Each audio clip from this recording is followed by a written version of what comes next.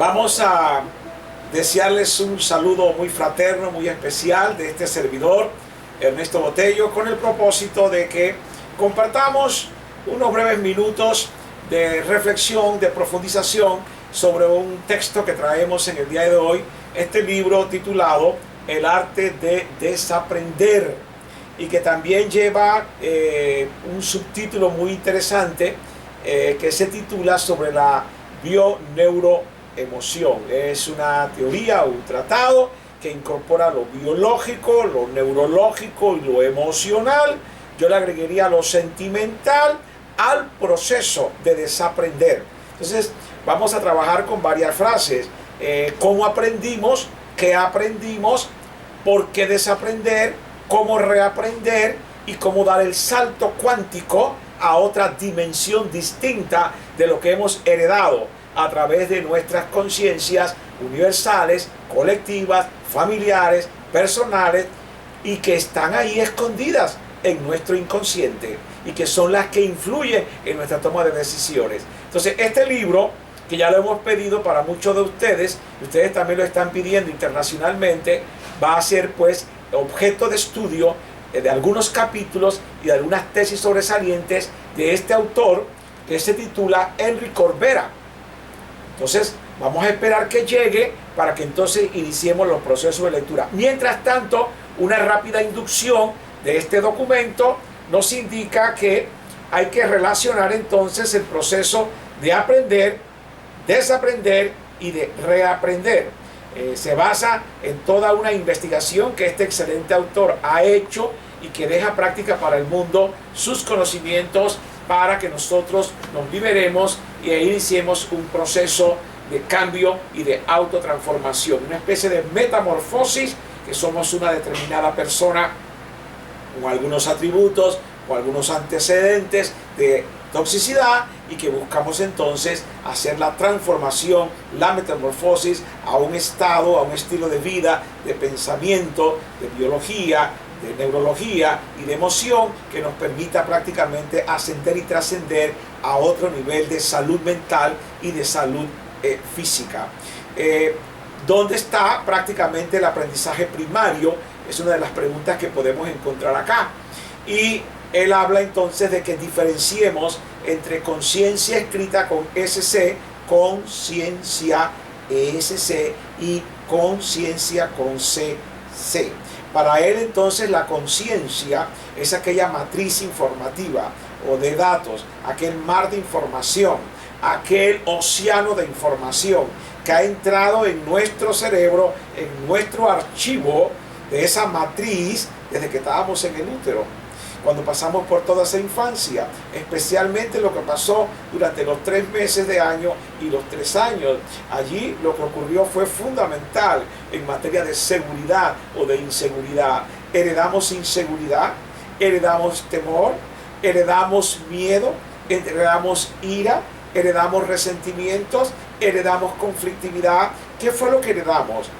¿Qué fue lo que heredamos de esa conciencia archivada a nivel familiar? Que independientemente que nos atendieron con comida y con bebida y con cama y con vestido y con todo lo que implicó la protección a nuestra sobrevivencia, también se tejieron archivos y datos y se dieron fenómenos emocionales de tipo tóxico. Es decir, que el Love Map también puede venir maltratado. La línea del amor, el mapa del amor puede venir maltratado con situaciones tóxicas, conflictivas, que se dieron fundamentalmente de los 3 meses a los 3 años o hasta los 6 años, y que ahí hay archivos escondidos, archivos ocultos, están en las sombras, y porque no los veamos no es que no existen. Muchas veces la toma de decisiones, dice Corbera, ocurre unos segundos antes cuando vamos al inconsciente, y al tomar una decisión vamos al inconsciente de aquel archivo, de aquel dato tóxico que ya existe, y luego tomamos la decisión. Quiere decir que es un fenómeno interesante estos planteamientos que hace este autor con respecto a lo que es conciencia con SC y lo que es conciencia con C. Tomar conciencia con C y C es estar despierto, es tener la voluntad de buscar y escudriñar en el archivo personal cuáles son los datos, las experiencias vividas emocionalmente que están determinando la forma en que me emociono y la forma en que tomo decisiones. Por lo tanto, para estos autores, porque también está muy asociado con el aporte productivo y neurocientífico de David Hawkins, así es, está asociándonos que somos influenciados por 4 componentes de la conciencia o de matrices informativas que explican la toma de decisiones y el estilo de vida, la forma de pensar y la forma de reaccionar ante los conflictos de la vida diaria. Habla entonces de una conciencia universal dentro de la matriz informativa, de una conciencia colectiva, la familiar, la del entorno comunitario, la de los medios de comunicación social, la de la escuela como ente socializador y, por supuesto, la conciencia personal que va archivando todo lo que ocurre en el día a día de nuestra historia genética familiar. Entonces, todas estas conciencias universales, conciencia colectiva, conciencia familiar, conciencia personal, pasan luego a la inconsciencia. Olvidamos que fueron ya grabadas en nuestros mapas conceptuales cerebrales y luego cuando actuamos de adulto ya no estamos actuando como adultos emocionales, sino como niños y como adolescentes emocionales. Es decir, adolescentes que no hemos terminado de madurar a pesar de nuestros 20, 30, 40, 50 y 60 años, seguimos en una adolescencia emocional altamente reactivo, ¿sí? Generando unas actitudes de orgullo, inflados, crecidísimos, sábelo todo, acaparadores de la palabra, sin prudencia, sin paciencia. Todo eso está en el archivo que hay que escudriñar y que hay que excavar y que hay que tratar de extinguirlo a través del procedimiento y el método biológico, neurológico y emocional que plantea Henry Corbera en este libro de El arte de desaprender. Entonces, es toda una tarea difícil, es un trabajo de autoexploración, es un trabajo de autoconocimiento, es un trabajo de autoética, es todo un ejercicio de una nueva cultura psíquica que sea capaz de autoconocerte. ¿Dónde están esas debilidades? ¿Dónde están tus fortalezas? ¿Dónde están tus debilidades? Entonces, concluimos esta primera parte de que hay conciencia con ese C que está asociada con la matriz informativa, con el océano de información acumulado en estas conciencias universales, colectivas, familiares y personales. Y hay una conciencia con C que es la que te permite observar tu conciencia.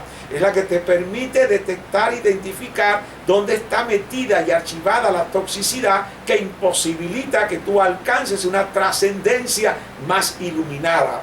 Entonces hay que despertar la conciencia, hay que observar la conciencia de la conciencia superior, hay que localizar los archivos tóxicos y hay que reemplazar esos archivos. ¿Cómo esto impacta en la docencia? En la medida en que el docente, llamado profesional de la docencia, detecta esos archivos tóxicos, los va reemplazando y va transitando, navegando, ascendiendo, trascendiendo hacia estadios más postconvencionales. Hay un autor interesante que se llama Lawrence Kohlberg, que habla de los estadios del juicio moral. Un primer estadio preconvencional, el muy primitivo, el muy instintivo, el muy impulsivo, el muy compulsivo. Y luego un estadio convencional, que me comporto por la presión de grupo. Y en base a la presión de grupo, independientemente que sea pícara o mala, actúo en base a presión grupal. Muy adolescente desde el punto de vista emocional. Y luego viene la postconvencional, que es el ejercicio de un estilo de vida, de pensamiento, de convivencia, de actuar en base a principios, en base a postulados, en base a una ética espiritual. la espiritualidad en términos de principios. Por lo tanto, tenemos que reemplazar esos archivos. Tenemos que madurar, como dice Colbert, de un estadio preconvencional, pasar por el convencional y alcanzar un estadio postconvencional, que nuestro comportamiento y nuestro estilo esté autorregulado por principios. A eso se le llama también una reforma del pensamiento o una reforma del estilo de vida. Por supuesto, también es una reforma de la educación, de una conciencia educada, de una conciencia despierta, que es capaz de estar equilibrado. Se acaba la impulsividad, la impaciencia, la imprudencia, el enojo, la rabia, el rencor, la venganza, para entrar en estadios más equilibrados para la toma de decisiones emocionalmente maduras.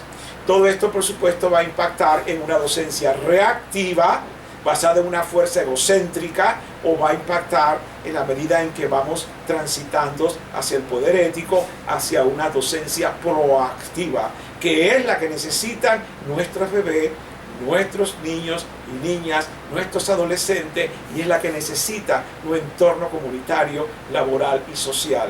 Solo es posible caminar hacia allí con una decisión y una voluntad de exorcizar, si se puede usar el término, de liberar prácticamente de esta. Como dice Platón, ya que no pierde vigencia Platón en su famoso texto El mito de la caverna, cuando dice y define educación: la educación es el arte de volver el alma de las tinieblas a la luz. Volver el alma, volver el espíritu, volver la conciencia, el alma, volver la conciencia, volver prácticamente lo que es más sublime y más bueno de la iluminación del ser humano, volver el alma de las tinieblas a la luz. Allá está la conciencia oculta en la sombra. Nos corresponde a nosotros salir de esa sombra, salir de esas tinieblas. Y ese es uno de los objetivos fundamentales del proceso educativo mundial. Es decir, que seamos capaces de tener la meta de liberarnos de la oscuridad, de liberarnos de ese caos que hemos heredado de aquel ayer, de aquella conciencia colectiva, de aquella conciencia familiar y de aquella conciencia personal, para ascender a una conciencia universal, sana, limpia y transparente. Bueno, hasta aquí esta reflexión de este video. Vamos entonces a invitarlos a que tomen muy en cuenta el título del libro, lo anoten bien, observen que se llama El arte de desaprender. Hay que empezar pensando que hay un aprendizaje, viene un desaprendizaje y un reaprendizaje.